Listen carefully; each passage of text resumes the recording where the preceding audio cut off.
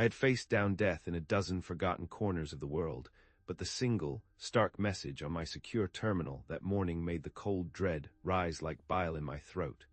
My name is Elias Thorne. For 25 years, I moved through the shadows of the world, a phantom in the service of an unseen hand. From the dust-choked alleys of Kandahar to the ice-blasted wastes of the Arctic Circle, I'd led teams into places governments denied existed, retrieved things no one spoke of, and erased threats before they could bloom into public nightmares. My record was a testament to cold, clinical efficiency, built on a foundation of absolute loyalty and an unwavering capacity for violence when necessary. I was a blunt instrument, honed and hardened by the very conflicts I was sent to prevent. Yet the summons that landed on my desk, stripped of all classification markings, void of any mission parameters, containing only a time and a name I couldn't place in any known chain of command, felt wrong. Deeply, fundamentally wrong. It read simply, "Colonel Thorne, your presence is required at Langley. Transport arrives in 90 minutes. Do not deviate." No call sign, no project codename, just my rank and surname. It was a bald demand for immediate, unquestioning obedience, delivered with an unsettling casualness that implied a level of authority beyond the usual intelligence apparatus. The kind of authority that usually only came out when the world was teetering on a precipice the public knew nothing about. My instincts, honed over decades of living on razor's edge, screamed. They screamed not of danger, but of a profound deception. The discreet black sedan that collected me from my isolated Virginia safe house was unremarkable, blending seamlessly with the suburban hum. The two men inside, however, were not. Their suits hung without a wrinkle, their eyes were flat and unblinking, fixed forward, and their hands rested with unnerving stillness on concealed weapons. They spoke not a word during the 40-minute drive, not even a greeting. The silence was heavier than any I'd ever experienced, thick with unspoken meaning, pressing in on me from every angle. It felt less like a pickup, and more like an abduction by men who didn't need to state their authority because it was absolute Langley, the monolithic heart of the Central Intelligence Agency, usually felt like a buzzing hive, a nexus of whispered secrets and hushed intelligence. Today it was a tomb. The corridors we passed through were sparsely populated, the usual hum of activity muted to an almost unnatural hush. We descended, not just one level, but 3, then 4, into a labyrinth of reinforced concrete and flickering fluorescent lights I'd never seen before, despite my Omega-level clearance, the highest designation the agency offered. This wasn't just a black site. This was a black hole, a place designed to swallow information and personnel without a trace. The room I was led into was stark, brutalist in its simplicity. No windows, a single steel table, 2 chairs. The air was cold, dry, recycled. "Wait here, Colonel," one of the silent men finally spoke, his voice as flat and devoid of inflection as his eyes. It was the first human voice I'd heard since the summons, and it sounded like a recording. He left, the heavy door hissing shut behind him, the click of the lock echoing in the confined space. Moments later, the door reopened. The man who entered was not in uniform. He wore a suit tailored with such precision it seemed a part of him, expensive yet utterly devoid of distinguishing features. His face was unremarkable, a bland mask that betrayed nothing. He didn't offer a hand, he didn't smile. He simply stepped in, closed the door, and locked it. "Thorne, I'm Anderson." His voice was a calm, resonant baritone, professional yet utterly devoid of warmth. "What I'm about to share with you doesn't exist. The mission doesn't exist. This conversation doesn't exist."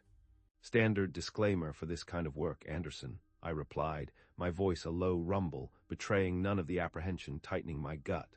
I had heard variations of this speech countless times, adapted to various theaters of operation, but never delivered with such chilling finality.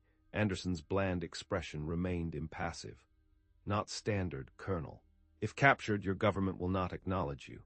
If killed, your death will be attributed to a training accident in a remote sector of South Korea.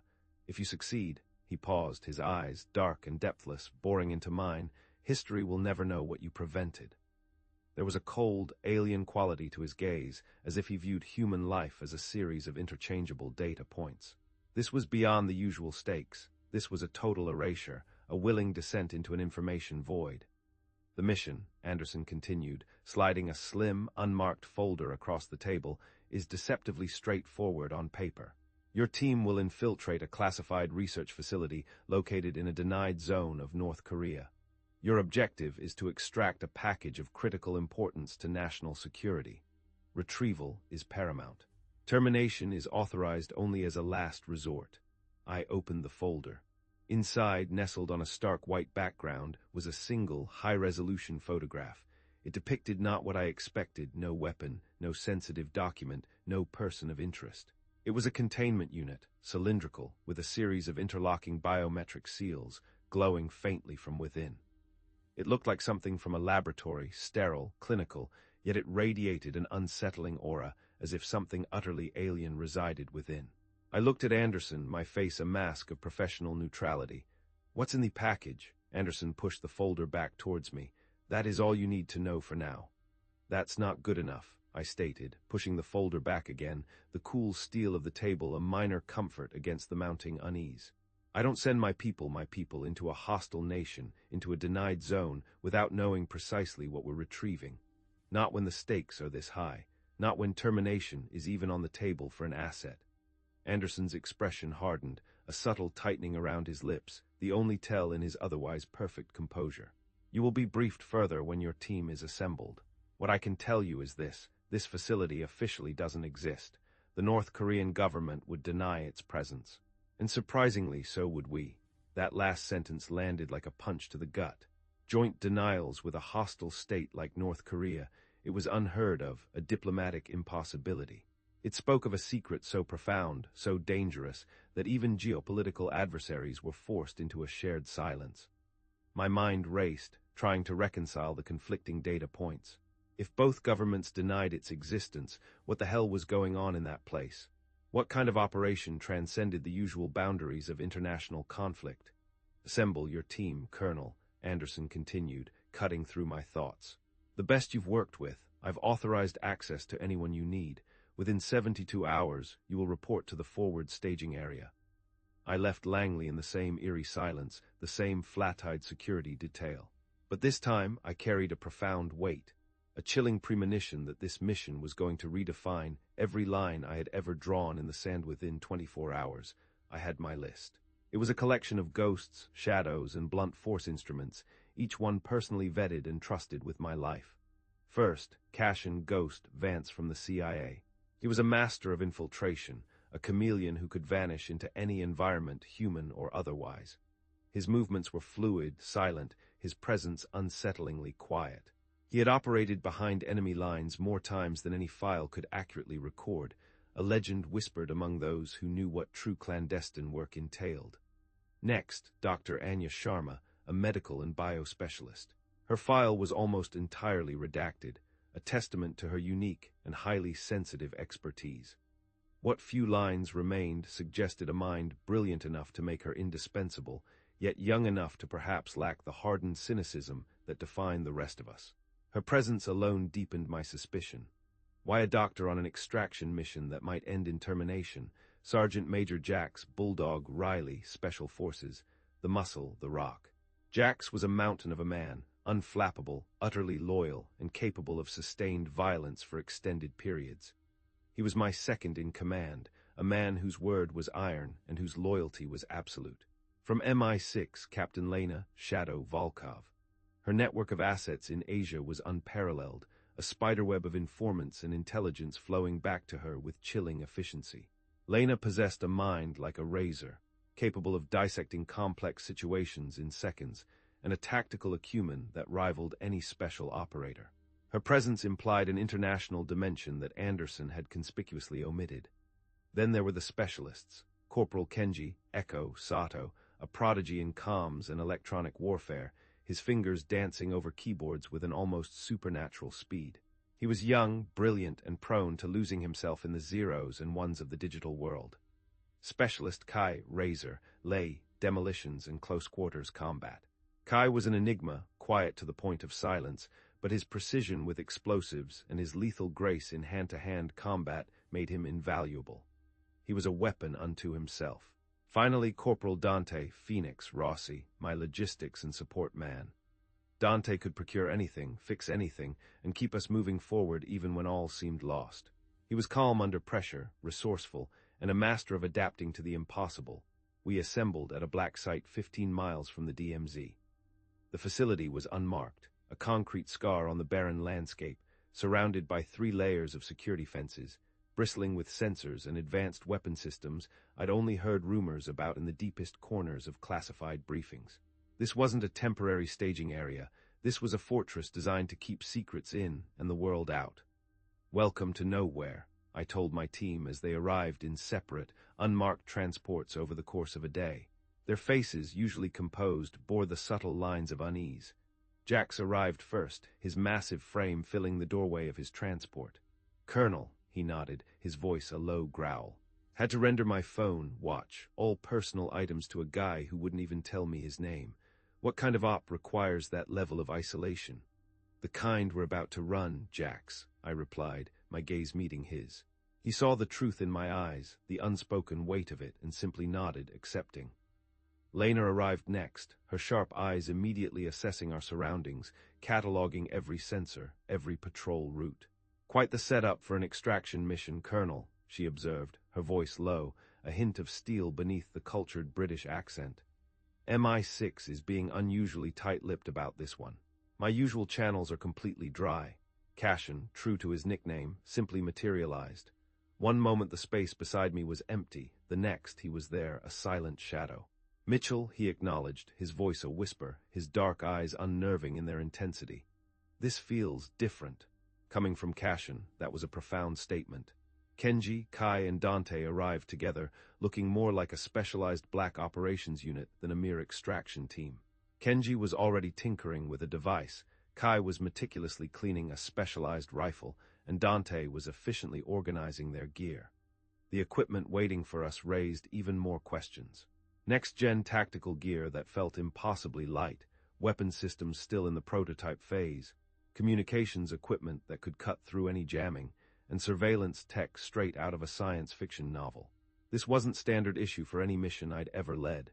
This was bleeding edge, a taste of a future I hadn't known existed. "This is a simple extraction, Colonel," Cashin asked, examining a modified rifle with targeting systems I didn't recognize, his voice low and devoid of inflection.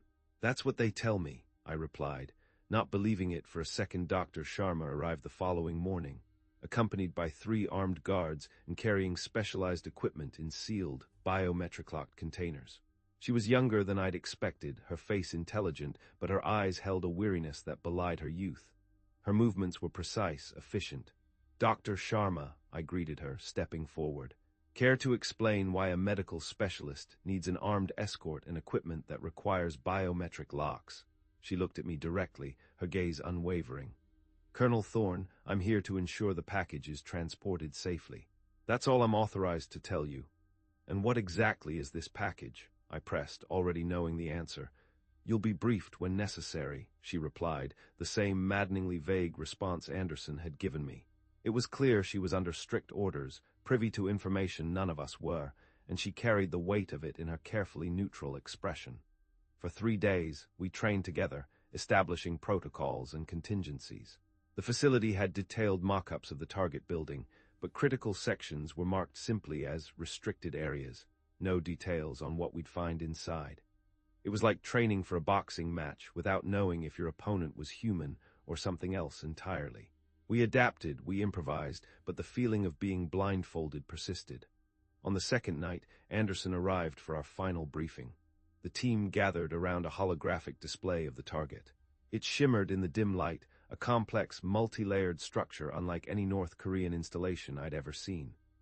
"The package is located in the lower levels," Anderson explained, his voice flat, devoid of emotion. "Dr. Sharma's equipment is designed specifically for its secure transport. And if we can't retrieve it?" I asked, my voice cutting through the tension in the room. Anderson stared directly at me, his eyes like chips of obsidian. "If retrieval becomes impossible, Colonel, terminate the package." The room went silent, a heavy, suffocating quiet. The implications hung in the air, thick and nauseating. We were being asked to infiltrate a denied facility. To extract something so important it required specialized containment, but also to destroy it if it couldn't be retrieved. It was a contradiction, a paradox that screamed of a hidden agenda. We're being asked to extract something so critical it justifies this level of secrecy, this expense, yet we're also ordered to destroy it if we can't lift it," Lena asked, her voice tight, voicing the question on all our minds. "What kind of contingency is that?" "Those are your orders, Captain," Anderson replied coldly, his gaze sweeping over each of us, daring anyone to challenge him. The meeting ended shortly after, leaving a bitter taste in my mouth, a growing certainty that we were pawns in a game far larger and far more sinister than we could comprehend. Later that night, I couldn't sleep. The black site felt like a cage, the walls pressing in. Something about this mission felt wrong in ways I couldn't articulate, a gut-level unease that defied logic. I found myself walking the perimeter of our temporary base, the biting wind doing little to clear my head. That's when I spotted Lena. She was alone in the command center, hunched over a secured terminal, reviewing satellite imagery. She moved with an almost preternatural quietness, her presence barely a ripple in the still air. I entered, my boots making no sound on the polished concrete, but she sensed me. "Colonel," she acknowledged, without turning around, her voice a low murmur. "Little late for homework, Lena," I observed, stepping closer. On her screen were thermal images of the target facility. But what caught my attention were not just heat signatures, but unusual patterns of energy radiating from within the building. They were complex, almost fractal, unlike anything I'd ever seen emitted by standard equipment or even human bodies. They pulsed, shifted, almost breathed. "What am I looking at?" I asked, my voice low. Lena quickly switched screens, her fingers flying across the keyboard. "Equipment malfunctions. The satellites picked up interference." She forced a casual tone, but her shoulders were tense. "It didn't look like interference, Lena. It looked like something else entirely, something organic."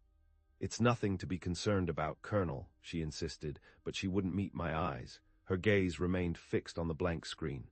"Lena, if there's something my team needs to know." "There isn't," she snapped, cutting me off, her voice suddenly sharp. She shut down the terminal. "Get some rest, Colonel. We move out at 200. Her abruptness only solidified my suspicions. She was hiding something under direct orders, and the burden of that secret was weighing heavily on her. The night before our departure, I gathered everyone for a final review. I looked at their faces, hardened, professional, each etched with their own unique blend of confidence, intensity, calculated calm, and focused attention. Jax's unwavering loyalty, Cashin's quiet intensity, Lena's razor-sharp intellect, Kenji's brilliant focus, Kai's silent precision, Dante's steady calm, and Dr. Sharma's guarded expression, a silent wall of secrets. I wondered if any of them shared my deep misgivings, if they felt the same icy tendrils of dread tightening around their hearts. "We crossed the DMZ through the tunnel network at 200, I explained, pointing to the holographic map. "From there, we move north through the forest to reach the target by dawn. Any last-minute intelligence, Lena?" I thought about the strange thermal signatures Lena had been reviewing, the patterns that pulsed with unnatural life. "Nothing concrete," I lied, not wanting to undermine her or the mission, despite my gnawing doubts. "Stay alert and stick to the plan. This is a denied zone. Expect heavy resistance." As the meeting broke up, I pulled Cashin aside. "Something about this mission isn't adding up, Cashin." He studied me for a moment, his dark eyes unnervingly perceptive. "You're not the only one who thinks so, Colonel, but we've got our orders. Orders to retrieve or destroy something neither of us can identify, something that both our governments deny exists." He gave me a grim, humorless smile. "Welcome to intelligence work, Colonel, where the lies are more real than the truth." That night, as we made our final preparations, checking weapons, comms, night vision equipment, I felt the unease spreading through the team, a subtle but palpable tension. No one said it out loud, but their movements were stiff, their glances exchanged in quick, knowing apprehension. We were walking into something far beyond a standard extraction mission. I'd led enough operations to recognize when critical information was being withheld, when the truth was being twisted into a weapon against us. But orders were orders, and in a few hours, we'd be crossing into one of the most hostile territories on Earth to retrieve a package that had both governments denying its existence. Whatever waited for us in that facility, I had a feeling none of us were prepared for it. And I had an even stronger feeling that whatever was truly going on, we were already too deep to turn back. Sleep never came that night. I spent the hours before our insertion checking and rechecking my gear, a ritual I had developed over decades of missions.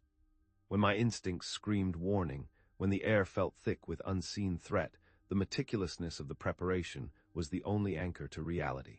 It was a silent prayer, a quiet defiance against the chaos I knew awaited.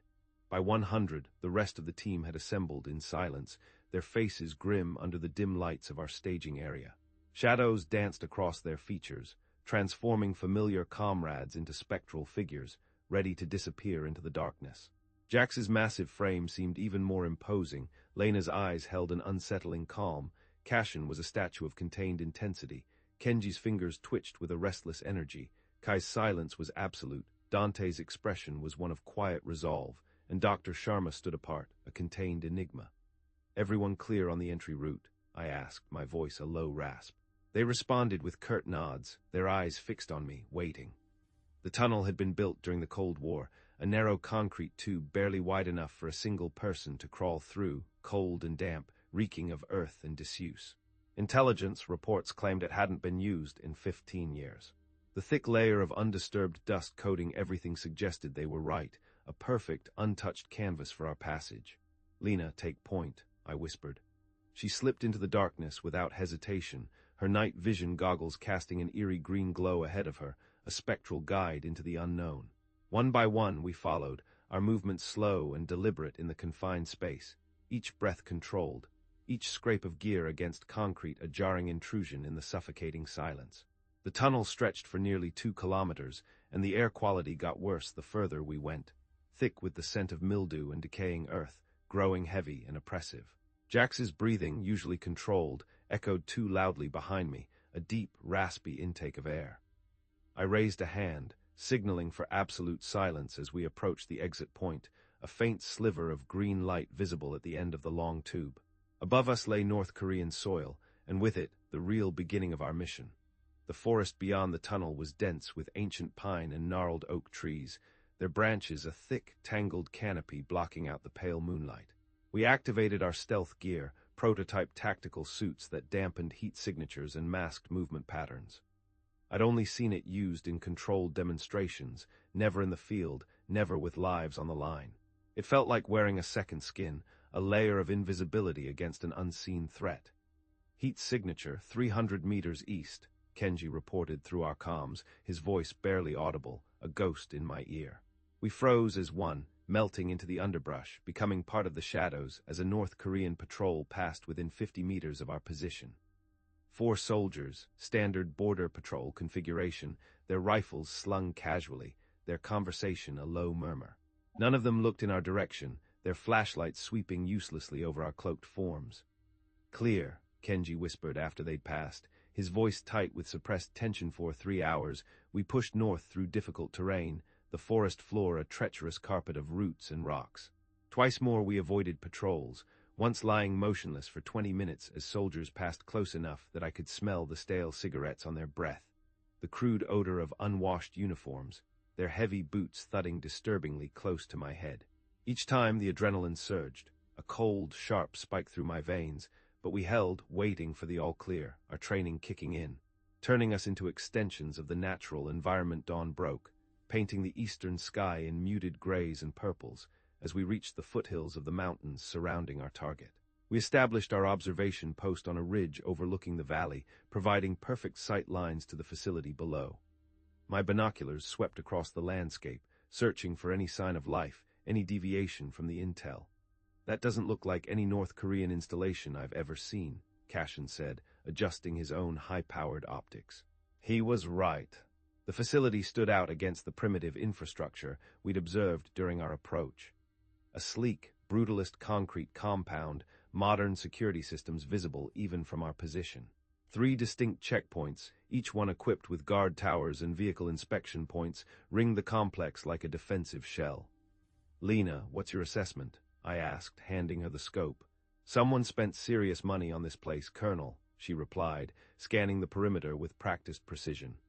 Western design principles could easily be mistaken for an American black site.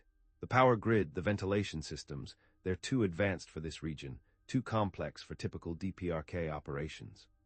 Her voice held a note of genuine bewilderment. We settled in for our observation rotation, hours passing with notebooks filling up with observations, but our surveillance revealed something increasingly troubling. "Mitchell, you seeing this?" Cashin asked around hour 6, passing me the high-powered optics. I focused on the main gate. It stood wide open, a gaping maw, the guard booth empty, a lonely, flickering light illuminating the void. I moved my attention to the vehicle depot. Not a single person moving between buildings. No guard rotations, no personnel changes, no supply deliveries, no movement whatsoever. "It's been 12 hours, Colonel," Dr. Sharma added, her voice barely a whisper, her eyes fixed on the scope. Her medical training made her an unnervingly keen observer of patterns, or the lack thereof. Jax, who had been monitoring communications, removed his headphones. Nothing, complete radio silence from the facility, not even automated systems transmitting, no internal comms, no external signals. "It's a dead zone." The sun began to set, casting long, eerie shadows across the valley. I gathered the team. "This doesn't make sense," I said, my voice low, laced with the growing certainty of impending disaster. "A facility this size, this advanced, should be a hive of activity. This looks abandoned," Cashin finished quietly, his voice hollow. "Or something went very, very wrong," Kai added, his usually stoic face grim. The team's consensus was clear in their eyes before anyone said it. We should abort. This wasn't an extraction. This was a cleanup, or worse, a trap sprung long before we arrived. I made the call to Anderson, reporting our observations through the secure satellite link. "Colonel, the facility appears compromised. No visible personnel, main gates unsecured, complete radio silence." "Proceed with the mission, Colonel," came his immediate response, his voice crisp, devoid of any discernible surprise or concern, a chillingly flat monotone through the static. "The package remains your priority. Sir, the facility appears deserted. Something has happened." "Those are your orders, Thorne. Proceed to extraction. Do not deviate." The line went dead. I looked at my team, their faces half hidden in the gathering darkness.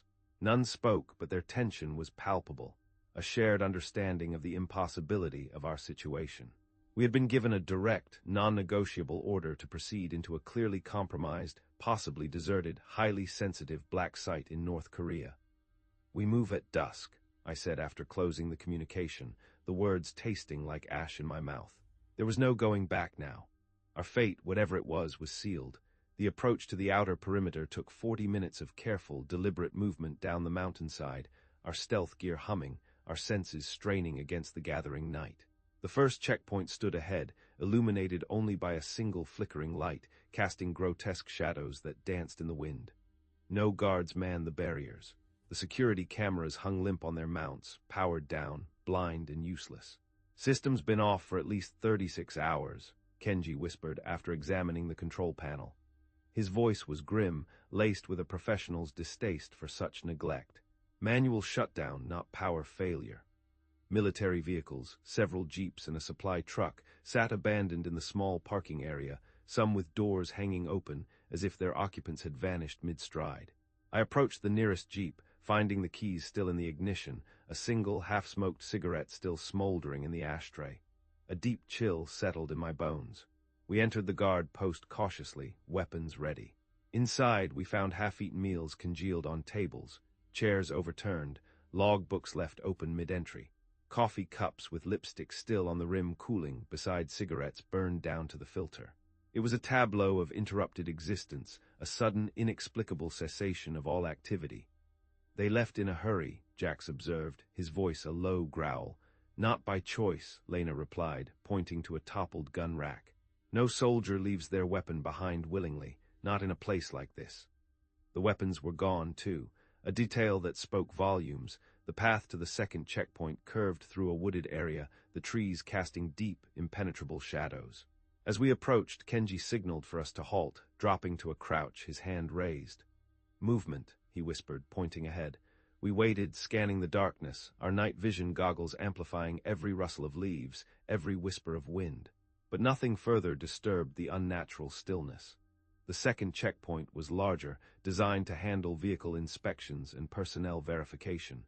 The barrier arm was raised, the inspection pit empty. The guard booth door swung gently in the night breeze, a silent invitation into the void. "Blood," Dr. Sharma called out softly, her flashlight illuminating a dark, viscous smear leading from the booth to the tree line. It was fresh, still glistening in the dim light. We followed the trail, alert to every shadow, every crackle of dry leaves underfoot. 20 meters into the trees, we found them. Two North Korean guards, their bodies sprawled on the ground, partially concealed by the dense undergrowth.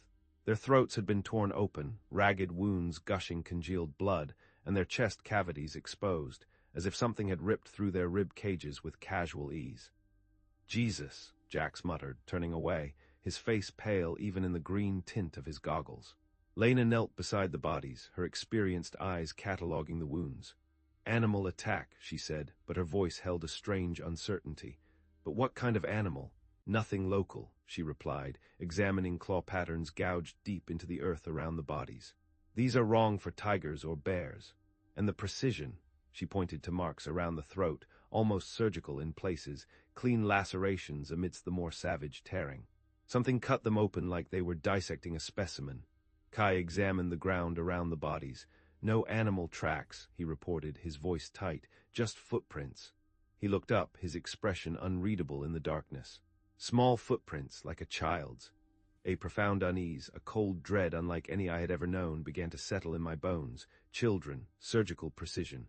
What in God's name were we walking into? I checked my watch. 23:55 hours. The hour was late, the night pregnant with unseen horrors. "We proceed to the main building," I ordered, my voice firm, betraying none of the mounting horror churning in my gut. I knew my team would follow, despite their reservations, despite the mounting evidence that this was not the mission we had been briefed for. We were soldiers, trained to obey, to push past fear, to complete the objective. We approached the final stretch with heightened caution, every sense straining against the darkness. The main building rose before us, its modern lines incongruous against the night sky, a monument to a terrible secret. The entrance doors hung open, a blackmore inviting us inside, emergency lights casting an eerie, pulsating red glow across the courtyard. As we reached the threshold, I felt it, the unmistakable sensation of being watched. I looked up at the darkened windows above the entrance, seeing nothing but sensing someone or something was watching us, a silent, predatory gaze. "Mitchell?" Cashin questioned, noting my hesitation. "We're not alone," I said quietly, my hand tightening on my rifle. We stepped into the facility. The heavy entrance doors closed behind us with a soft, pneumatic click that echoed through the silent lobby, sealing us inside. The emergency lights bathed everything in a blood-red hue. For a moment we stood motionless, adjusting to the eerie silence that enveloped us. Then the smell hit, the unmistakable, cloying coppersweet stench of blood and decay, a stench that promised unspeakable horrors within. "Secure the perimeter," I whispered, my voice barely audible even to myself. The team fanned out with practiced efficiency, weapons raised, their night vision goggles giving them a ghostly, alien appearance in the red gloom. Kenji moved to check the security desk, while Cashin and Lena covered the main hallways branching from the lobby. "Doctor." Sharma crouched by an overturned chair, examining something on the floor. "Mitchell," she called softly, her voice tight with suppressed horror, "you need to see this." I crossed the lobby, my boots leaving wet impressions on the marble floor. What I had initially taken for shadows revealed themselves as dark, spreading pools, congealed and viscous, outward from what remained of the lobby's security team. 5 bodies lay scattered around their defensive positions. They hadn't died running, they died fighting. But fighting what? Their wounds defied explanation. Flesh torn away in strips, rib cages pried open, limbs ripped from sockets with unnatural precision, as if an immense, invisible force had simply pulled. In 30 years of combat, I'd seen what bullets, bombs, and blades could do to human bodies. This was different. This was something else entirely. "Animals," Jack suggested, his voice raw, crouching beside one corpse whose throat gaped open in a ragged, secondary mouth. "No animal I've ever seen," Lena replied, examining deep claw marks gouged into the metal security desk, trails of black fluid where the metal had been scored. "These are precise, methodical, like they were dissecting." I noticed the security cameras hanging from the ceiling, their lenses shattered, wiring yanked free, ripped from their mounts. Someone or something had systematically eliminated surveillance. "Electronic locks have been overridden," Kenji reported from the security terminal, his fingers flying across the damaged keyboard. "Manual input failed, then system-wide failure." "By who?" I asked. Kenji's fingers flew across the keyboard, accessing fragmented logs. "Access credentials belong to Dr. Chen. The name matches our limited permission intel." I nodded to Cashin, who was already examining an emergency facility map mounted on the wall, the lines stark in the red light. Administration level is 1 floor up, Cashin said, pointing. If we want answers, that's where we'll find them, or a more complete picture of whatever happened here. We moved toward the stairwell, avoiding the elevators, standard procedure in hostile territory. Never enter confined spaces with single points of entry and exit. The stairwell bore more signs of violence, bloody handprints smeared along walls and railings. Some were large, adult-sized, clearly the desperate marks of struggling men. Others were disturbingly small, smeared at child height. "Those are children's handprints," Dr. Sharma whispered, her voice tight with horror as she traced one with a gloved finger. The administration level seemed less damaged than the lobby. Office doors stood open, papers scattered across the floor, chairs overturned, but the carnage wasn't as absolute. We split into pairs to search more efficiently, Cashin with Lena, Jax with Kai, Dante with Kenji, while Dr. Sharma stayed with me. "Colonel," Cashin called from an office at the end of the hallway, his voice tight, "found something." I moved quickly to what appeared to be the facility director's office. Cashin had discovered a hidden panel behind a bookshelf, discreetly recessed into the wall.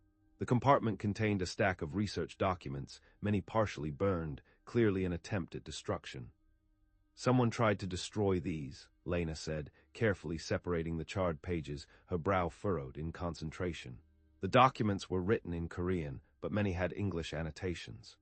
Most were too damaged to read in full, but certain phrases jumped out, repeating with chilling regularity. Genetic integration, accelerated mutation, cognitive enhancement, extra-dimensional specimen, and a title that appeared repeatedly, Project Chimera. They were experimenting on children, Dr. Sharma said, her voice tight with revulsion as she examined a page containing what looked like highly advanced DNA sequencing data, cross-referenced with symbols I didn't recognize. "Not just experimenting," Cashin added, holding up a diagram. It showed a child's silhouette with anatomical modifications, elongated limbs, reinforced skeletal structure, altered jaw formation. Beside it, another diagram displayed something definitely not human, a biological structure I couldn't identify, complex and organic, yet utterly alien. It looked like a cross-section of a crystal, but also a living organ. "What the hell is that?" I asked, a cold dread washing over me. Dr. Sharma shook her head, her face pale. "Nothing terrestrial I've ever studied. The molecular structure is unlike anything found in Earth's biology. The energy signatures, they're off the charts." A sudden, sharp shout from down the hall interrupted us. "Mitchell, here!" We rushed to a conference room where Lena and Kenji stood before a large monitor, their faces illuminated by its eerie glow. "Found video logs," Lena explained, her finger hovering over the play button on a keyboard. "Some of the internal network survived the purge." The screen flickered to life, showing a Korean man in his 50s, his lab coat bearing the same symbol we'd seen on the documents. A stylized double helix encircled by a crescent, but with an additional, almost crystalline pattern at its core. "Dr. Chen, I presume," I said. The man on screen spoke in rapid Korean, with English subtitles appearing at the bottom. "Day 483 of Project Chimera. The integration process has yielded extraordinary success with Subject Prime. Her cognitive abilities have exceeded all projections. The physical mutation stabilized after the third treatment cycle. The other subjects show progressive development, but remain significantly behind Subject Prime's benchmarks." Dr. Chen looked haggard, with dark circles under his eyes and a persistent tremor in his hands. His voice, however, held a strange, desperate pride. "Subject Prime continues to demonstrate unprecedented psychic sensitivity. She correctly identified objects in sealed containers 23 times in succession. More concerning, she has begun to influence the other subjects. They respond to her without verbal commands. Their mutations seem to accelerate in her presence. Recommended increased sedation protocols for all subjects." The video abruptly cut to static, then resumed. Dr. Chen was now disheveled, his lab coat ripped, a bloody scratch visible on his cheek. His voice was urgent, trembling with barely suppressed fear. "The sedation system malfunctioned at 300 hours. Backup systems failed simultaneously. Subject Prime has breached containment and released subjects 3 through 17. Security personnel are overwhelmed. She's coordinating them." A crash sounded off camera, a sickening, wet crunch. Dr. Chen turned, his eyes widening in pure, unadulterated terror.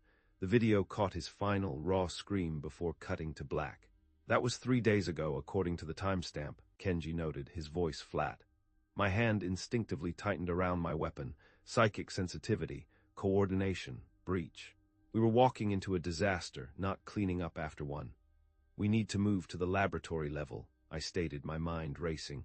Find out what exactly they were doing here. Find out what Subject Prime is. And where she is now. The laboratory level made the lobby carnage look tame. The central research area contained 4 examination tables, each with restraints sized for a child. 2 still held bodies, or what remained of them. These were not victims of the escape, but failed experiments discarded. Their skin had hardened into a gray, chitinous surface in patches, like insect shells. Limbs stretched to unnatural proportions, grotesquely elongated, joints bending in impossible directions. Jaws extended and modified to accommodate too many teeth, rows of needle-like fangs. The air was thick with the metallic tang of blood and something else, something acrid and sickening. Dr. Sharma examined the bodies with clinical detachment, though I could see the tension in her shoulders, the slight tremor in her hands. These children underwent extensive genetic modification, she said, her voice barely a whisper. The mutations appear designed for predatory function, enhanced strength, speed, sensory perception, and the integration with the anomalous biomass, it's almost complete in these specimens. Who would do this? Jax whispered, turning away from the horrific sight, his face pale with revulsion. Even he, a man who had seen the darkest corners of human depravity, was shaken. Kenji had accessed a terminal near the back of the lab. Found the sedation system controls, he called out, his voice sharp with discovery. The whole facility was pumping a sedative compound through the ventilation system. Everything from the research level down was under constant sedation, until 3 days ago. The system didn't malfunction, Lena added, joining him at the terminal, her eyes scanning the data. It was manually overridden by Subject Prime. The system shows the override happened simultaneously at 14 different terminals across the facility. That's impossible unless someone had help. Or unless someone could influence electronic systems, Dr. Sharma said quietly, her voice tinged with dawning horror. I caught her meaning immediately. Subject Prime, the psychic sensitivity Dr. Chen had mentioned. Her mental influence extended to machinery, making her a living, breathing EMP, a digital ghost in the machine. Jax had moved to another section of the lab where medication vials were stored in refrigerated cases. Most of these are empty, he reported, pulling out a tray. Labels indicate heavy sedatives and behavior suppressants. Enough to keep an army unconscious, or a group of enhanced children under control.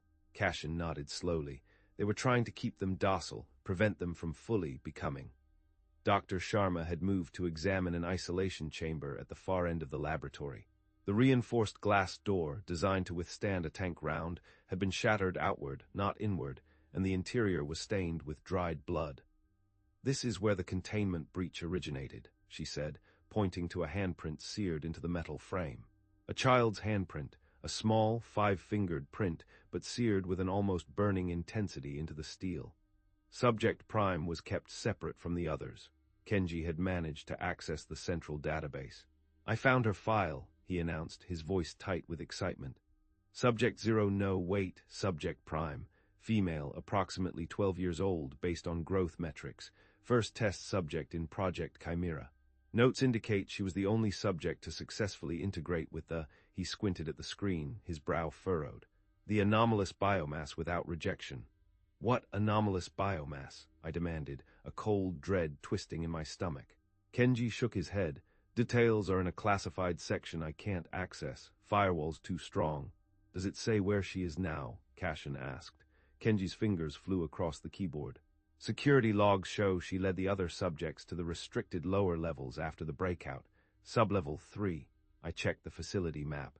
We need to reach the central stairwell. Elevators are still too risky, especially with the power situation. Lena added, gesturing toward the lights which had begun to flicker, casting grotesque shadows that danced like mocking spirits. We regrouped and moved toward the central stairwell. I took point, Jax covering our rear. The emergency lighting cast everything in that same bloody glow, making it difficult to distinguish shadows from actual threats. We had just reached the stairwell door when every light in the facility went out simultaneously. Total darkness engulfed us, absolute and suffocating. "Night vision," I ordered, pulling my goggles down. The world transformed into shades of green, ghostly and distorted. We stood frozen, listening. The building's mechanical systems had gone silent. No air circulation, no noise from electronics, just absolute stillness. Then it came. Echoing up the stairwell from the depths below, the sound of children laughing. Not joyful playground laughter, but something twisted and wrong, devoid of innocence, bouncing off concrete walls and surrounding us from all sides, a chorus of insidious mirth. "Did you hear that?" Jax whispered, his voice tight with tension, his massive frame radiating unease. "Everyone stay close," I said, my mouth suddenly dry. "We're going down." The laughter faded as quickly as it had started, leaving only our rasping breaths in the darkness. I signaled the team forward with hand gestures they could see through their night vision goggles. The stairwell stretched below us into the deepest levels of the facility, a dark, silent maw leading to untold horrors. "Stay tight, single file," I whispered, Lena behind me, Cashin taking the rear. Our boots made too much noise on the concrete steps, every sound echoing upward, amplifying our presence in the unnerving silence. The temperature dropped with each floor we descended, the air growing damp and metallic. "Sublevel 1, clear," I reported as we passed the landing. The next flight down revealed more blood stains, small handprints smeared across walls at child height. Not random patterns, but deliberate markings, like some macabre trail of breadcrumbs. "Sublevel 2, clear."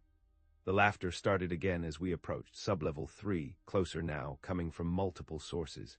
Not just children's voices, but something wrong in the pitch and rhythm, like someone learning how to mimic human sounds, a perfect, chilling imitation. "Movement ahead," Kenji murmured.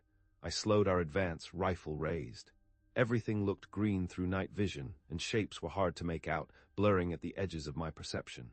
The stairwell ended at a heavy security door hanging ajar, its locking mechanism shattered, bent outward as if an explosion had ruptured it. "This is it," I said. "Containment level."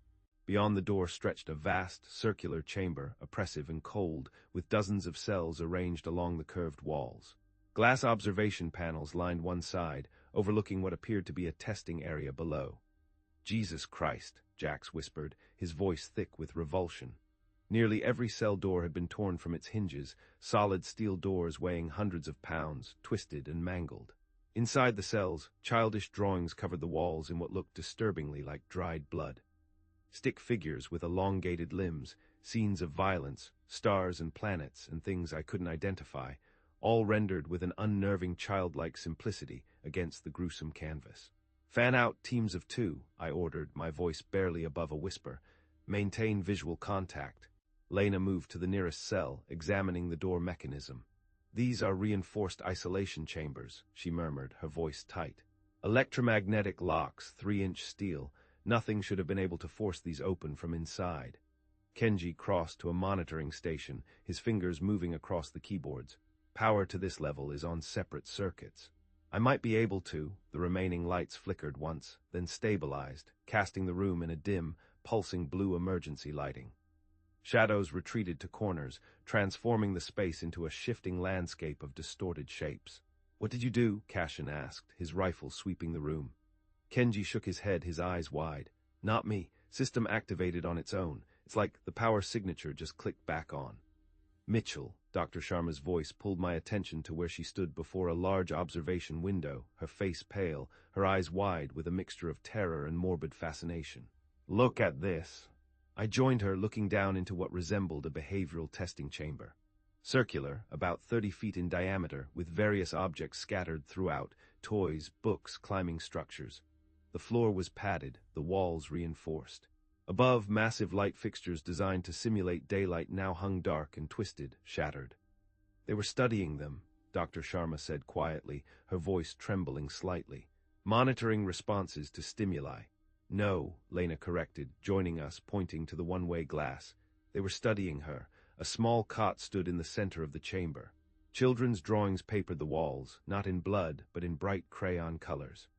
Unlike the chaotic, gruesome scenes in the cells, these showed precise, almost photographic skill. Faces of scientists, detailed schematics of the facility, and what looked eerily like star charts, depicting constellations I'd never seen.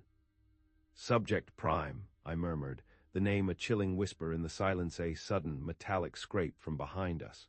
Metal against metal. We spun, weapons raised, our hearts pounding against our ribs.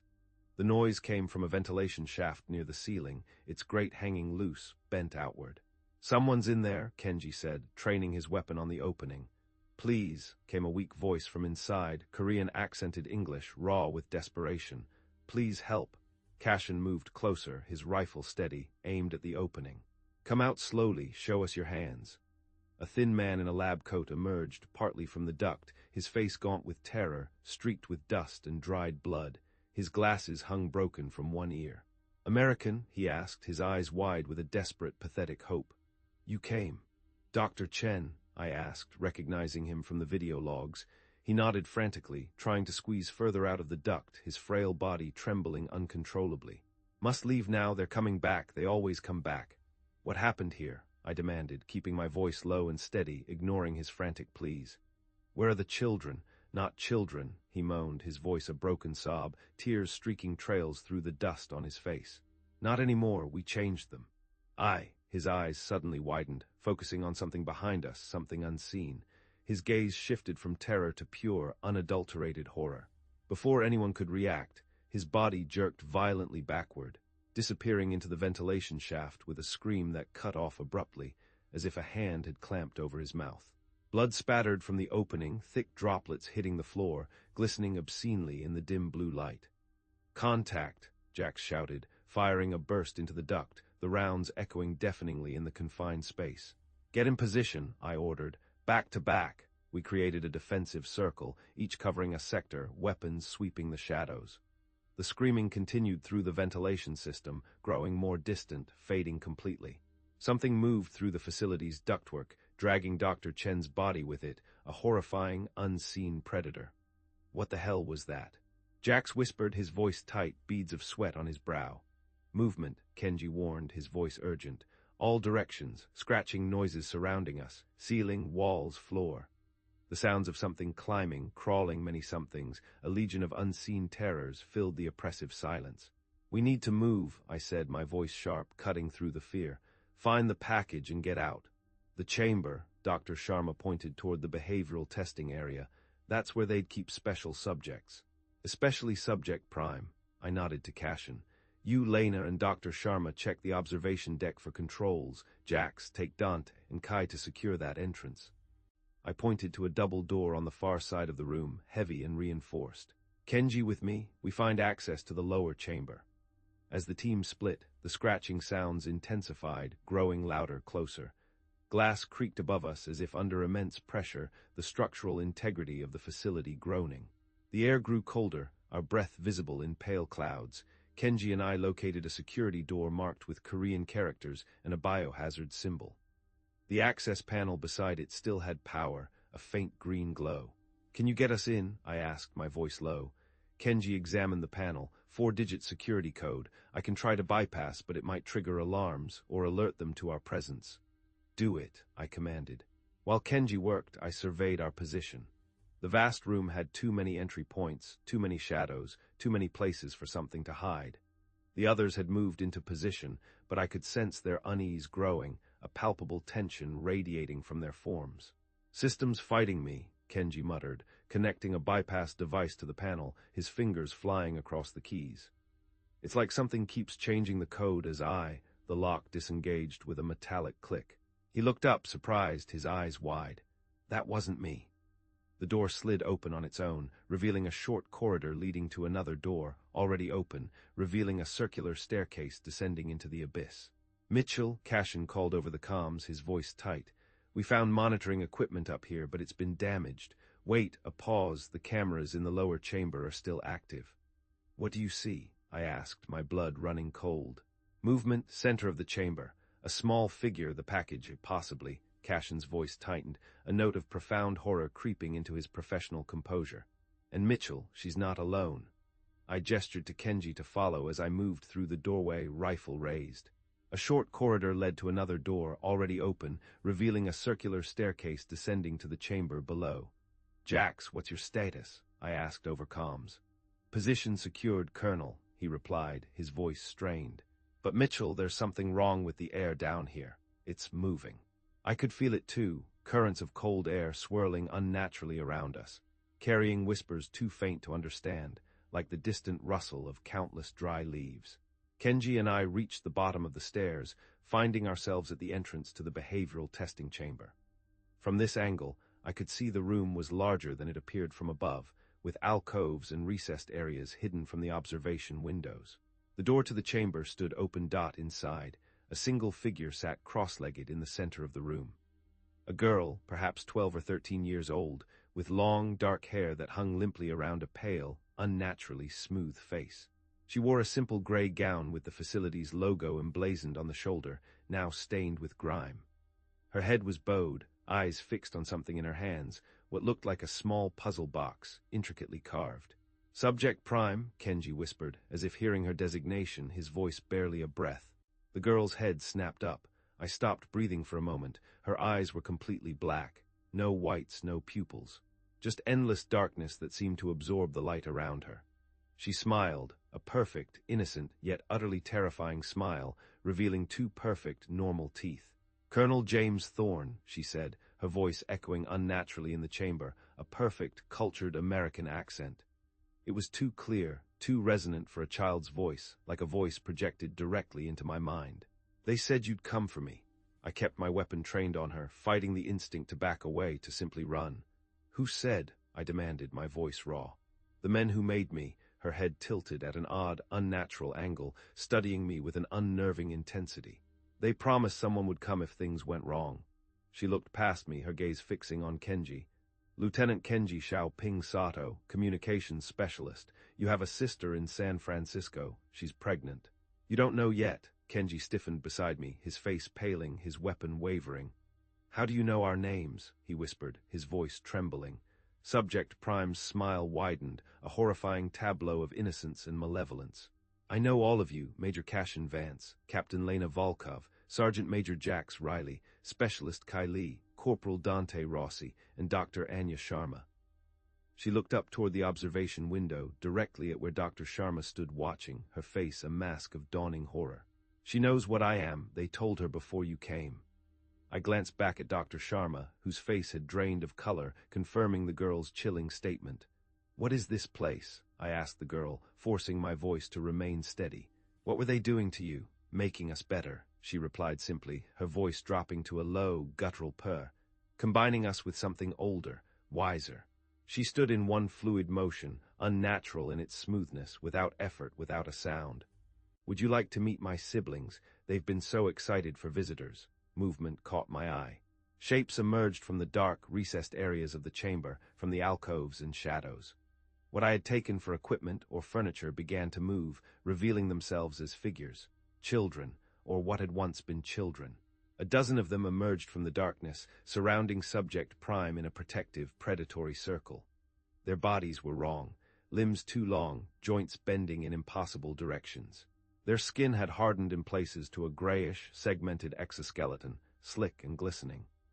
Their faces retained haunting traces of childhood, twisted into grotesque parodies of human features, but their jaws had elongated, filled with needle-like teeth, too many teeth.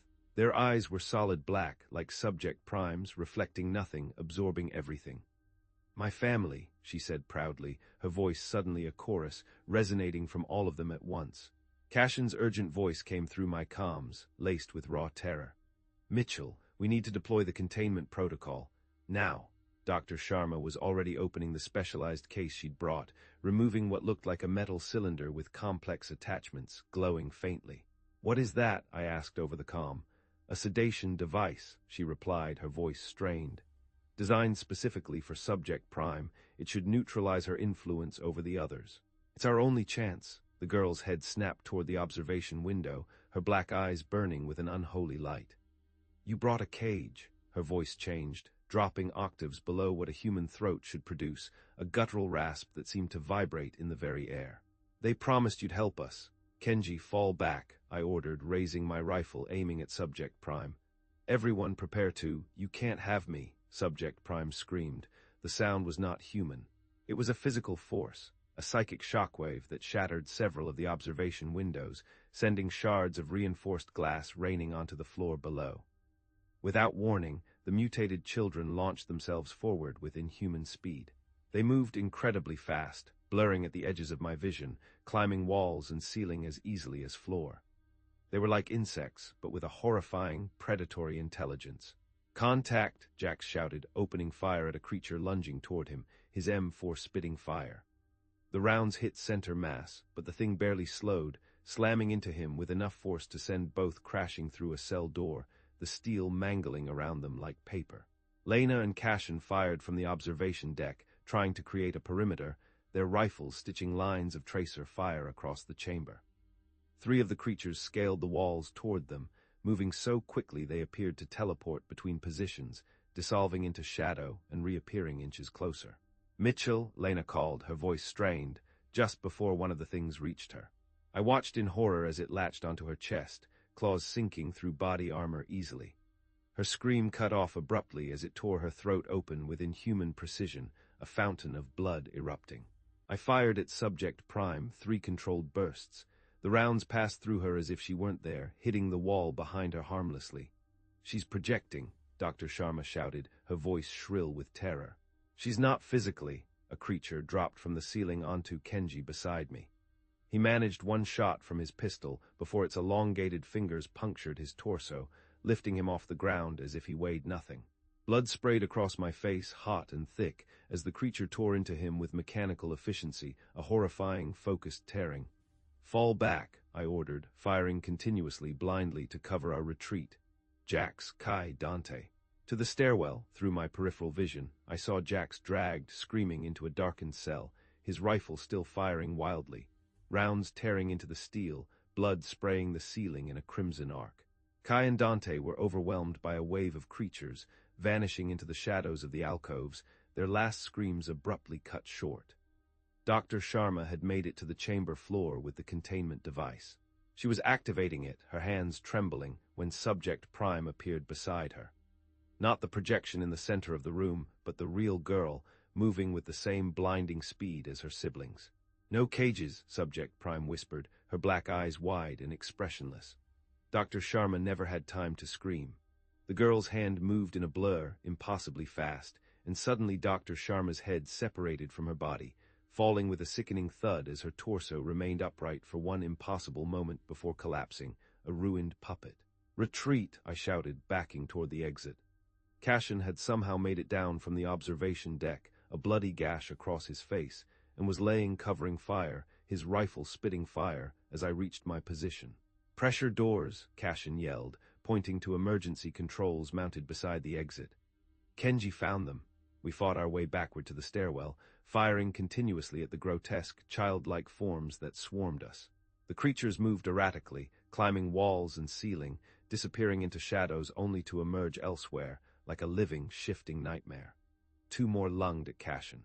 He emptied his magazine into the first, finally stopping it in a spray of black ichor, but the second landed on his back, its needle-like teeth snapping at his neck.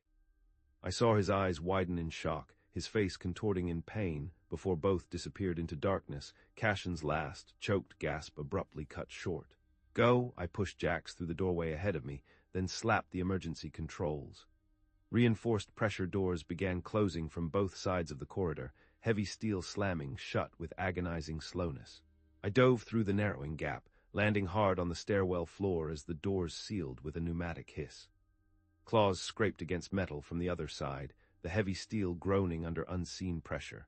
We didn't stop running until we reached the upper landing, sealing every pressure door behind us as we went, hoping to buy precious seconds.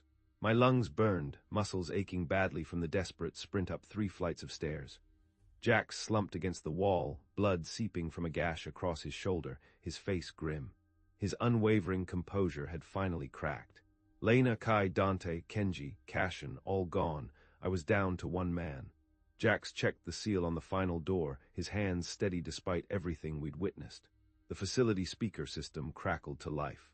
Subject Prime's voice surrounded us, coming from every direction at once, echoing in the confined space. "You can't leave," she said, her childlike tone now laced with something ancient and cold, something utterly inhuman. You're part of the family now. I looked at the sole surviving member of my team, just Jax remained. My mind struggled to process the overwhelming loss, to understand what we had just encountered. We weren't fighting soldiers. We were fighting something else entirely, something born of nightmare. We need to reach the surface, I said, forcing myself to focus on survival, the only option left. Now, as we moved toward the upper levels, I couldn't shake the feeling that Subject Prime was watching us through the facility's cameras, tracking our escape with those bottomless black eyes. And I couldn't forget her words that they had promised someone would come for her. Who exactly had sent us here, and what the hell had they expected us to bring back? The sound of Subject Prime's voice faded as we pushed up through the stairwell, but her words stayed in my mind, an insidious whisper. You're part of the family now. The two of us, all that remained of my 8-person team, moved quickly, knowing death was close behind, a predator patiently stalking its prey. Upper level secure, Jax gasped, reaching the landing, his breathing controlled despite our desperate sprint. For now. Jax clutched his shoulder, blood seeping between his fingers, his face pale. They're in the ventilation system, Mitchell, he whispered. I can hear them moving. I pressed my ear against the metal door leading to the main floor. Nothing. The whole facility had gone silent again, that same unnatural stillness that had greeted us when we first arrived, a false calm before the storm. I gripped my rifle tighter, acutely aware of how little ammunition remained. We move fast, I said. Stay tight, no stopping until we reach the exit. Jax checked his wound, then readied his weapon, his eyes narrowed in grim determination. Ready, I pushed the door open, sweeping my rifle across the darkened hallway beyond. Emergency lights bathed everything in red, making blood pools look black on the floor, transforming the familiar into the grotesque. We advanced in formation, me on point, Jax covering our rear, scanning the ceiling ducts where chittering, scuttling sounds had begun again, like 1,000 insects moving just out of sight. Left at the junction, Jax whispered, consulting the facility map he'd memorized. Through the research wing, then straight to the main entrance. The hallway stretched before us, an endless corridor of horrors. Bodies of facility staff scattered where they'd fallen, some in lab coats, others in security uniforms. All had the same horrible wounds, flesh torn away precisely, rib cages opened like dissection specimens, as if for a gruesome scientific study. A scraping noise echoed from somewhere ahead, growing closer. We froze in unison, weapons raised. Air duct, 2 o'clock, Jax murmured, his voice tight. The ventilation grate exploded outward as one of the creatures lunged through the opening. In the red light, its pale, chitinous skin glistened wetly. What had once been a child now moved quickly across the ceiling like an insect, scuttling with impossible speed. Jax fired first, a 3-round burst catching it mid-leap. The creature crashed to the floor, black fluid spraying from its wounds.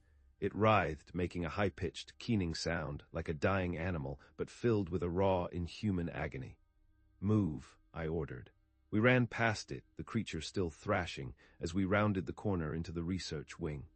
A long corridor stretched ahead, glass-walled laboratories on either side. Some contained equipment I recognized.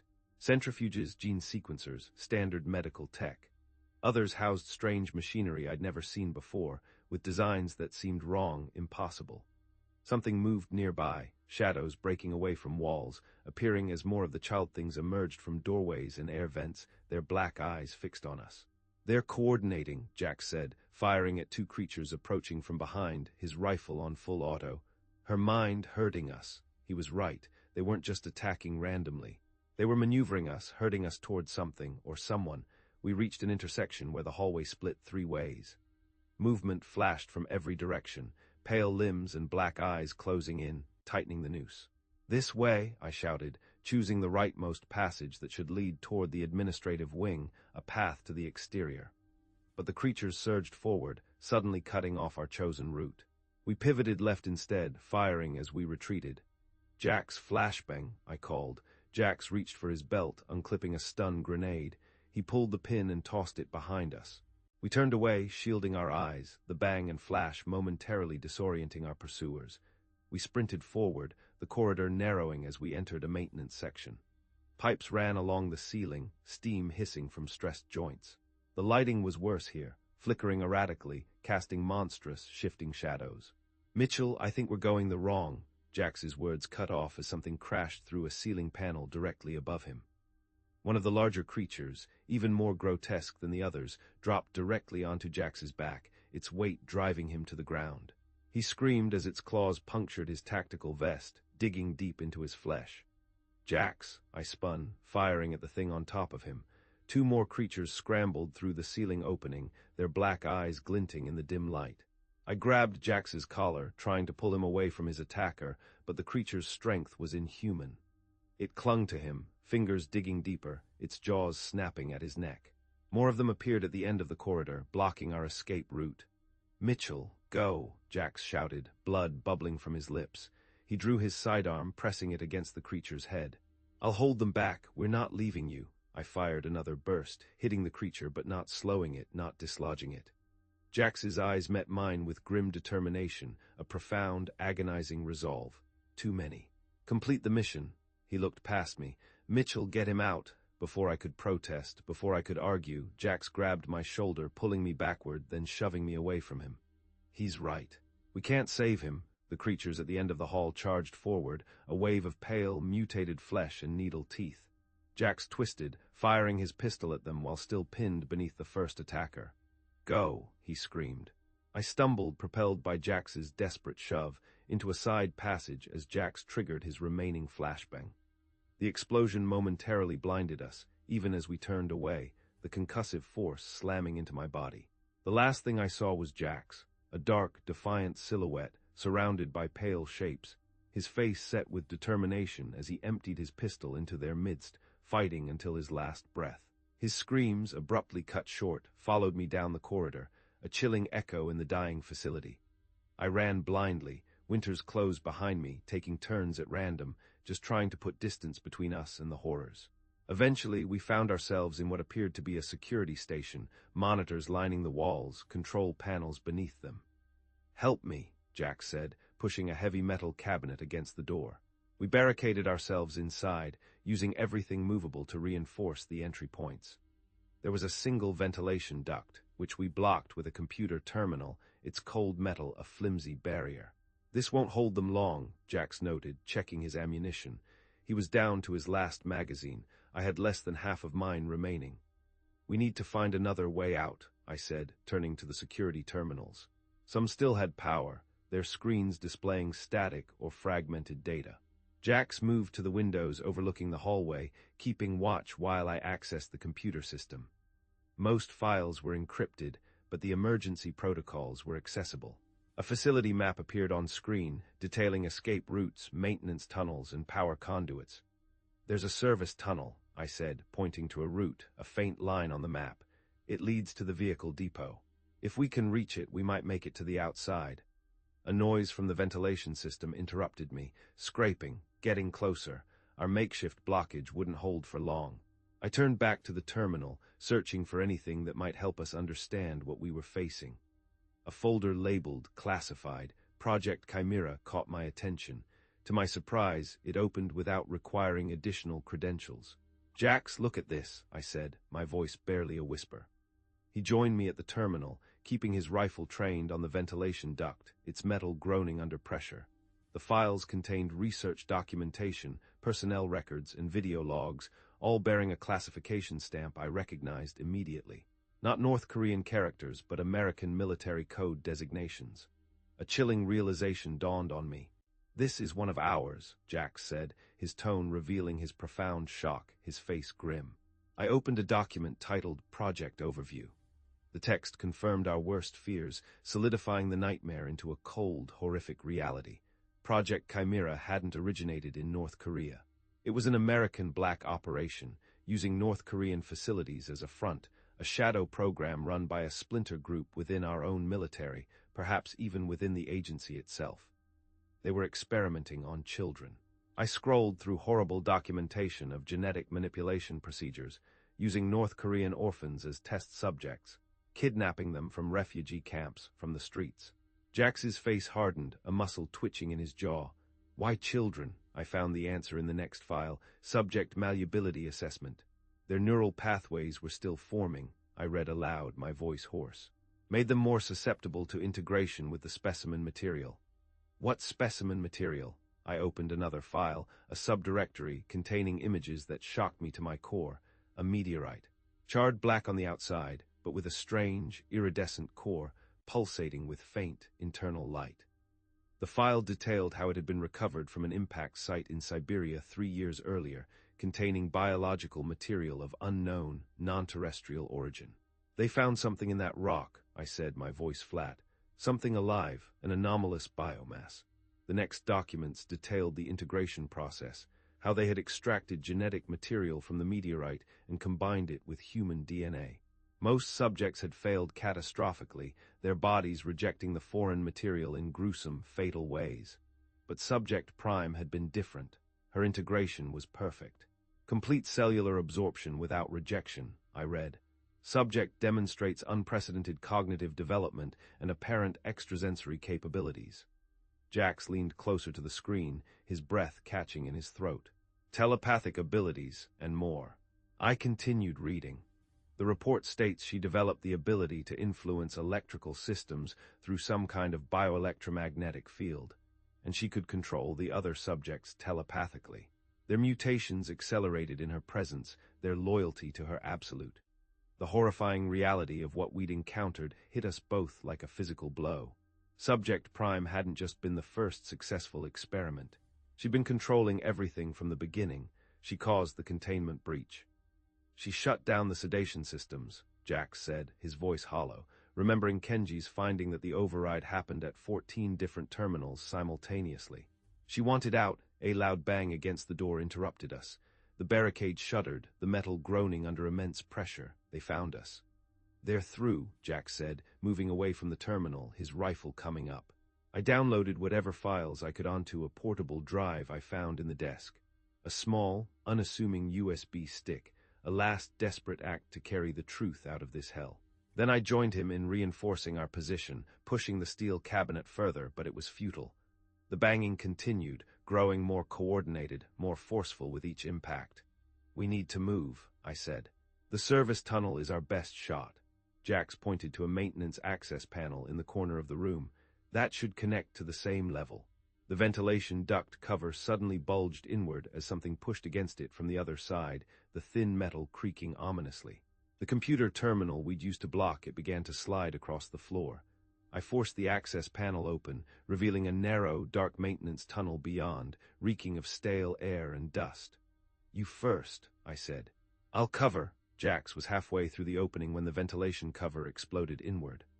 One of the creatures, a pale, elongated monstrosity, squeezed through the narrow opening with impossible flexibility, its black eyes finding us immediately. I fired a burst, hitting its center mass. It shrieked, a high-pitched, inhuman sound, but kept coming. Behind it, more shapes pushed into the room, their limbs distorting, their bodies twisting to fit through the narrow gap. "Mitchell!" Jax yelled, reaching back through the opening to grab my tactical vest. He pulled, hauling me forward as I fired my last rounds at the advancing creatures, their forms blurring in the dark. I scrambled through the maintenance access, Jax helping drag me through the narrow opening. The creatures lunged after us, elongated arms reaching through the opening, clawed fingers snapping in the air. Jax slammed the panel shut, but clawed fingers prevented it from closing fully. We backed away as the panel bulged outward, the metal bending as if made of thin plastic. "Run!" I shouted. We sprinted through the maintenance tunnel, pipes and conduits running along the walls, dripping moisture, the air thick with the smell of ozone and something metallic. The tunnel was narrow, barely wide enough for one person. I took the lead, Jax close behind. Behind us, the screeching of tearing metal echoed through the tunnel. They were through. They were coming. The tunnel ended at another access panel. I kicked it open, emerging into what looked like a vehicle maintenance bay.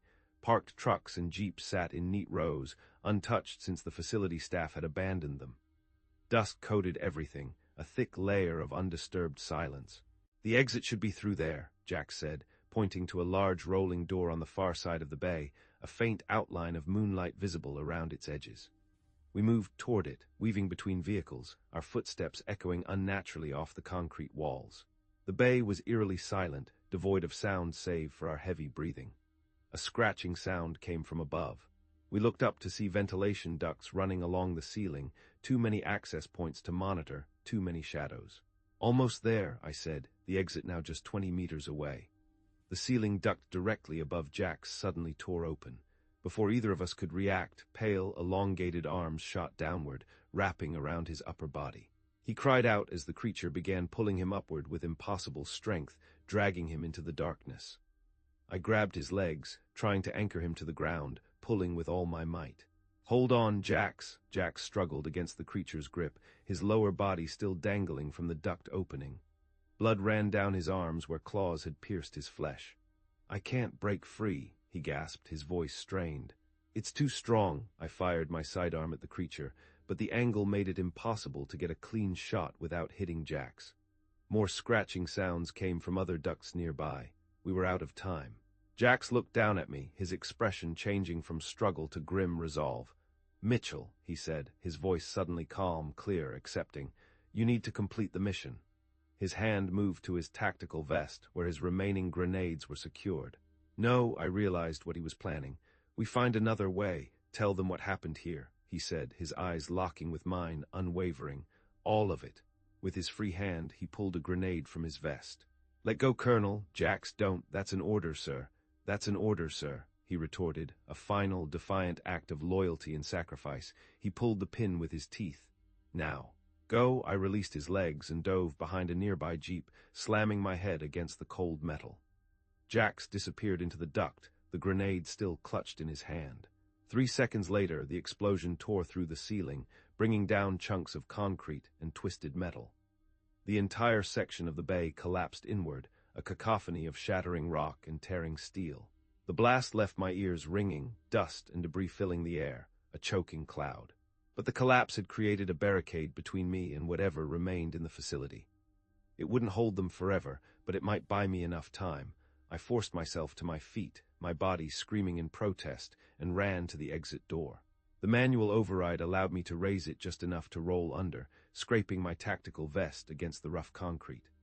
Outside, the night air felt shockingly refreshing after being inside the facility, cold and clean and real. I was alone now. My entire team was gone. The perimeter fence stood ahead, a final barrier, but beyond it lay miles of North Korean wilderness, a hostile, unforgiving landscape. I needed to reach the extraction point at the Yalu River, nearly 18 hours of travel through enemy territory. From behind me came the sounds of tearing metal, a grotesque, squelching noise. They were already breaking through Jax's barricade. I sprinted toward the fence, spotting a maintenance shed nearby. Inside, I found what I needed: industrial chemicals, flammable materials, canisters of acetylene. I worked quickly, my hands moving on instinct, rigging an improvised barrier across my escape route. As the first pale shapes emerged from the facility, their black eyes glinting in the faint moonlight, I ignited the chemicals. A wall of roaring flame erupted between us, a brilliant, terrifying inferno, momentarily halting their pursuit, pushing them back with a wave of heat. The fire wouldn't stop them for long, but it would slow them down.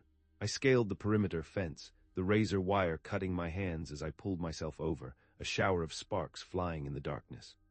I dropped to the other side and ran for the tree line without looking back. 4 hours. I pushed through dense forest, every rustle, every snap of a twig making me flinch, my paranoia a living thing, feeding on the darkness. Morning came, painting the sky in a muted canvas of gray and pale yellow, but brought little relief. The wilderness stretched endlessly, jagged mountains rising in the distance. I navigated by the sun, keeping the river to my west, pushing my exhausted body forward. Day faded back into night. I continued moving, too afraid to stop, the images of my team, their final moments, playing on an endless loop in my mind. My water was gone, my wounds untreated, each step a raw agony. Twice I heard children laughing in the darkness, that same unnatural, twisted sound, though nothing appeared when I spun to look, my rifle up, my heart pounding. "Colonel Mitchell," Subject Prime's voice seemed to come from nowhere and everywhere, a chilling whisper directly into my mind. "Why are you running from your family?" I ignored it, pressing forward. Hallucinations from exhaustion and blood loss, I told myself, a desperate lie. But deep down, I knew she was still tracking me. By the second dawn, a pale, bruised light filtering through the clouds, I reached the hills overlooking the Yalu River. The extraction point, the river itself, was just across the water. Chinese territory, relative safety. My legs gave out as I stumbled down the embankment, my body finally screaming its protest. I crawled the last 100 meters to the riverbank, my hands tearing at the muddy earth. The shallow water felt like ice as I dragged myself across, each movement an agony. Behind me I heard rustling in the brush, a growing chorus of faint chittering. I didn't look back. I couldn't. If they were there, I had nothing left to fight with. I collapsed on the far bank, my body finally surrendering to exhaustion and trauma. As consciousness faded, I heard Subject Prime's voice one last time, close enough that it might have been whispered directly into my ear. "This isn't goodbye, Colonel. We'll see you again very soon." I drifted in and out of consciousness on the Chinese riverbank, my body a ruin of pain and exhaustion. The frigid water of the Yalu River had numbed my extremities, a temporary reprieve, but it couldn't touch the deeper agony of having lost my entire team. Dawn broke over the jagged mountains, painting the sky in fiery hues of orange and red. The sound reached me first, a low, rhythmic thump of rotor blades cutting through the morning air, growing steadily louder. I forced my eyes open, wondering if it was just another hallucination, another cruel trick of my tortured mind. But the black shape of a military helicopter appeared against the red sky, descending toward my position, a beacon of impossible salvation. Extraction. Someone had tracked my emergency beacon. I tried to stand, but my legs refused to cooperate, buckling beneath me. Instead, I dragged myself higher up the bank, leaving a dark trail in the mud. My radio was gone, lost somewhere during my desperate river crossing, a casualty of the chaos. I waved my arms weakly, a pathetic, desperate gesture, praying they'd spot me in the dim morning light. The helicopter banked sharply, its powerful spotlight sweeping the terrain until it found me, a tiny, broken figure on the riverbank. I felt relief, a dangerous, dizzying sensation that momentarily dulled my vigilance. That's when I saw them. Movement at the tree line on the North Korean side of the river. Pale shapes emerging from the forest shadows, their elongated limbs and unnatural gait unmistakable even at this distance. The children, or what had once been children, they were still hunting me. "No," I whispered hoarsely, a choked sound lost in the growing roar of the rotors. The helicopter descended rapidly, hovering just above the ground, 30 meters from my position. A crew member leaned out, gesturing urgently for me to approach, his face obscured by shadow. I forced my broken body to move, crawling and stumbling toward safety, fueled by a desperate, animalistic will to survive. The creatures reached the riverbank, hesitating at the water's edge for a brief, hopeful moment. I thought they might be territorial, unwilling to cross the boundary. Then, as one, they plunged into the shallow water, moving with terrible purpose, their pale forms cutting through the icy current. "They're coming," I shouted, my voice lost in the rotor wash. The crew member's expression changed as he spotted the pursuers. He raised his weapon, firing a burst across the river, the rounds kicking up splashes of water around the advancing horrors. The helicopter dropped lower, its skids nearly touching the ground. I lunged the final distance, hands grasping at the landing strut, my fingers locking onto the cold metal. The crew member grabbed my tactical vest, hauling me aboard with desperate strength. My legs dangled precariously as the pilot immediately began ascending, not even waiting for me to fully board. "Go, go, go," the crew member shouted into his comms. I was dragged roughly inside, collapsing onto the metal floor as the helicopter climbed steeply. The sudden acceleration pressed me against the bulkhead, the landscape falling away below. 3,000 feet up in seconds. Safe. We were safe. The crew member, wearing Chinese military insignia, secured the door and turned to me. "Colonel Mitchell, we received your emergency signal. What happened to your team?" Before I could answer, something struck the helicopter's underside with enough force to throw us both against the ceiling. The aircraft lurched violently to one side with a terrible metal-on-metal sound, alarms blaring. "What the hell was that?" the pilot shouted in accented English. I dragged myself to the window, looking down at what should have been empty space, a vast expanse of clouds and rock. Impossible. Clinging to the landing skids were 3 of the pale children, their elongated limbs wrapped around the metal with inhuman strength, their black eyes staring upward directly at me. One was climbing higher, fingers piercing the metal skin of the helicopter as it created its own handholds, moving like a grotesque spider across the fuselage. "They followed us up," I said, my mind struggling to process what I was seeing. "They're on the skids." The crew member looked at me like I'd lost my mind until the helicopter lurched again, a violent shudder that sent a new wave of alarms through the cockpit. He peered out his own window, his face draining of color. "Tian," he whispered, a Chinese curse. I pulled my sidearm, the only weapon I had left, 6 rounds remaining. The helicopter began evasive maneuvers, banking hard and rolling, trying to shake off the creatures. One of them lost its grip, plummeting away into the clouds below, a pale, falling speck. But the others held fast, and one had reached the door, its pale fingers working at the seam, bending the metal. "Keep that door secured," I shouted, aiming at the window where a distorted face now pressed against the plexiglass, black eyes, too many teeth. I fired twice, the bullets shattering the window and punching through the creature's skull. Black fluid sprayed across the broken glass. The thing fell away, but the damage was done. Cabin pressure changed instantly, wind howling through the opening, freezing me to the bone. The pilot fought for control as warning alarms blared throughout the cockpit. "Something's wrong with the tail rotor," the pilot shouted. The distinctive whopping sound had changed to a metallic grinding, a desperate scream of tortured metal. "We're losing the tail." The last creature had climbed onto the tail boom, its claws tearing at vital components, its black eyes fixed on the spinning blades. I leaned out the shattered window, firing my remaining rounds. The distance and the helicopter's erratic movement made accuracy impossible. I hit it once, maybe twice, but not enough to dislodge it. The grinding sound became a high-pitched shriek of metal under impossible stress. The helicopter began to spin, slowly at first, then with increasing speed, out of control. Centrifugal force pinned me against the cabin wall. "Mayday!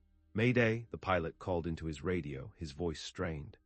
"We are going down in Sector 5, coordinates." The rest was lost as we entered a flat spin, the mountainous terrain below rotating sickeningly through the windows, a disorienting mix of rock and sky.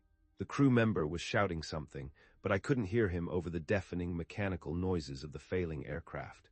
As we spun, I caught a glimpse of the landscape rushing up to meet us, jagged mountain peaks along the Chinese border. Then I saw her.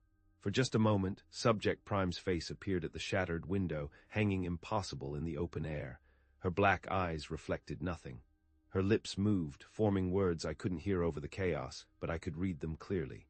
"We aren't finished yet." The helicopter slammed into the mountainside. Metal tore and glass shattered. Everything became impact, blinding light, and searing pain before I passed out. I regained consciousness to the steady beep of medical equipment. White ceiling, antiseptic smell. The distant murmur of voices speaking Korean. Military hospital, Seoul. I guessed from the skyline visible through the window. How long had I been here? I tried to move and immediately regretted it. Pain shot through my body. Fractured ribs, a leg immobilized in traction, bandages covering what felt like half my body. An IV dripped clear fluid into my arm. Ah, Colonel Thorne. Back among the living. I turned my head, wincing at the effort, my neck stiff. Anderson sat in a chair beside my bed, looking exactly as he had during our mission briefing. Immaculate suit, perfect posture. No hint of concern or empathy on his bland, expressionless face. 3 days, he said, answering my unasked question. "You've been unconscious for 3 days, quite the spectacular crash. The Chinese aren't particularly happy about a military helicopter going down on their side of the border, but we're handling the diplomatic fallout. The pilot, the crew," my voice was very dry, raspy. "Didn't make it." Anderson's tone held no emotion, as if discussing a broken piece of equipment. "You were the sole survivor." Again, that word stood out, again. As if surviving while others died was becoming my specialty, my terrible, unique talent. "My team," I began, my voice choked. "All confirmed casualties," Anderson continued, unblinking. "Bodies recovered and returned to families with appropriate honors. The official story attributes their deaths to a training accident. Classification level prevents further disclosure." He spoke like he was reading a grocery list, the cold, detached official line, my fists clenched, pulling at the IV. "What about the facility?" "Subject Prime," Anderson's expression remained neutral, but his eyes briefly changed. A flicker of something unreadable, like a deep, dark pool stirred by a stone. "The facility suffered an unexplained explosion approximately 6 hours after your extraction. Satellite imagery shows complete structural collapse. Nothing remains." He paused. "And the children, Subject Prime? No bodies were recovered from your crash site, Colonel," he stated, his voice flat. "The Chinese search and rescue team found only you, barely alive in the wreckage." He straightened his already perfect tie, a nervous habit he never displayed before. As for the facility subjects, if they existed as described in your preliminary report, they were presumably destroyed in the explosion. If they existed, I stared at him, reading the calculated doubt in his statement, the insidious implication that I was delusional. You know they existed, I saw them. That facility was studying something non-terrestrial, using children as test subjects, and it wasn't North Korean, it was ours, Project Chimera. Anderson's expression hardened, his gaze chillingly dismissive. You suffered significant head trauma in the crash, Colonel. Memory fragmentation and hallucination are common with such injuries. Bullshit. I tried to sit up, pain shooting through my ribs, a searing agony. I downloaded files from their system. It was an American black operation, our operation. No storage devices were recovered from your person, Colonel. Of course not. The flash drive, it must have been taken while I was unconscious. Or perhaps it never made it through the helicopter crash, obliterated in the inferno. The mission was a success, Colonel, Anderson continued, his voice smooth, devoid of any genuine congratulation. Your country appreciates your service. What was the mission, Anderson? Really? I demanded, ignoring his platitudes. We weren't sent to eliminate a threat. You knew what was there. You sent us in knowing. He stood, smoothing his jacket, a gesture of finality. Focus on your recovery, Colonel. A medical discharge with full honors awaits you after debriefing, of course. As he walked to the door, a dismissive figure, I called after him. They followed us, Anderson. They climbed 3,000 feet into the air and brought down a helicopter. Whatever was in that facility is still out there. He paused at the threshold, his back to me. Rest, Colonel. We'll speak again when you're more lucid. The door clicked shut, leaving me alone in the sterile white room, a prisoner of my own shattered body and terrifying memories. After he left, I lay back, cataloging inconsistencies, picking apart his carefully constructed narrative. Anderson hadn't seemed surprised by anything in my report, not the mutated children, not their abilities, not even the American connection. He was covering something up, and I was being positioned as the unstable survivor whose testimony couldn't be trusted. My mind, despite its injuries, was sharp. He was trying to discredit me days past in a haze of pain medication and physical therapy, the world a blur of white uniforms and hushed voices. I began to notice subtle changes in the hospital. Nurses who had treated me for days suddenly disappeared, replaced without explanation. An orderly who had changed my bandages 3 times vanished after I mentioned the facility to him during a late-night bathroom break. During my physical therapy, which was conducted in a private, guarded room, I caught a glimpse of security monitors at the nurse's station. On one screen, a small, blurred figure moved through an empty corridor, staying just beyond the camera's focus, a fleeting shadow. When I asked about it the next morning, the nurse looked away and claimed it was a child from the pediatric ward who had wandered off. The pediatric ward, I knew, was in another building, a separate wing entirely. It was a lie. A week into my recovery, I met the janitor. An older Korean man, his face etched with worry lines, who kept his head down and wouldn't look at me directly. He emptied my trash bin while I struggled with leg exercises under a therapist's supervision. When the therapist stepped out to take a phone call, the janitor approached, his movements quick and furtive. "America," he said softly, his English heavily accented, his voice barely a whisper. "You see things at border, yes, children who are not children." I froze mid-exercise, my breath catching in my throat. "How do you know about that?"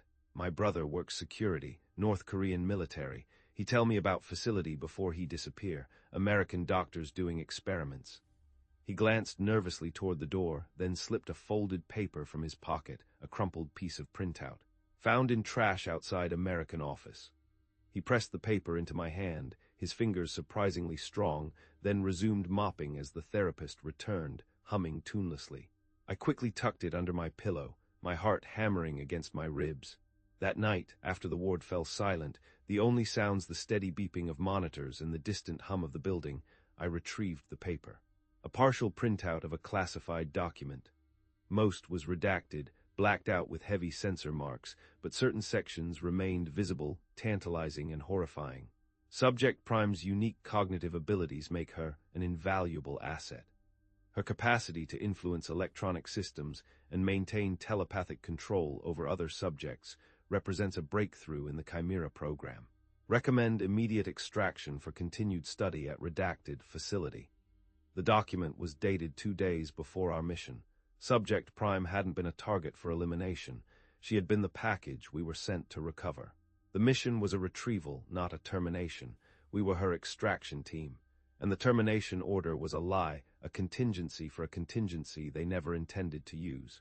They sent us to get her out, no matter the cost. My team, they were expendable. Just a means to an end. 2 weeks into my recovery, I woke in darkness.